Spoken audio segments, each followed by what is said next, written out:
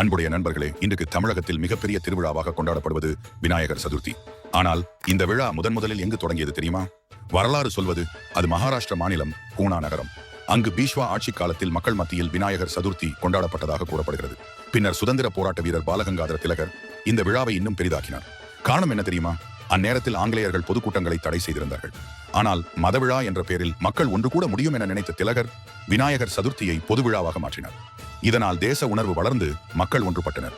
இவ்வாறு மகாராஷ்டிரத்தில் பிறந்த இந்த விழா வணிகம், கல்வி, தொழிலுக்காக அங்கு சென்ற தமிழர்களால் மீண்டும் தமிழகத்துக்கு வந்தது. 19ஆம் நூற்றாண்டிலேயே சென்னை, மதுரை போன்ற நகரங்களில் பொதுவாக விநாயகர் சதுர்த்தி கொண்டாடப்படத் தொடங்கியது.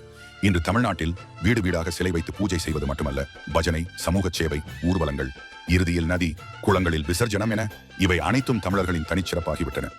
அன்புடையோரே, மகாராஷ்டிரத்தில் பிறந்த விழாவாக இருந்தாலும் அதை நம் தமிழர்கள் தங்கள் பாணியில் அழகாக ஏற்றுக்கொண்டு ஆன்மீகமும் சமூக ஒன்றிப்பும் கலந்த பெரும் திருவிழாவாக மாற்றியுள்ளனர். இதுவே நம் தமிழர்களின் பெருமை. உங்களுக்கு விநாயகர் பிடிக்கும் என்றால் கமெண்ட்ல சொல்லுங்க.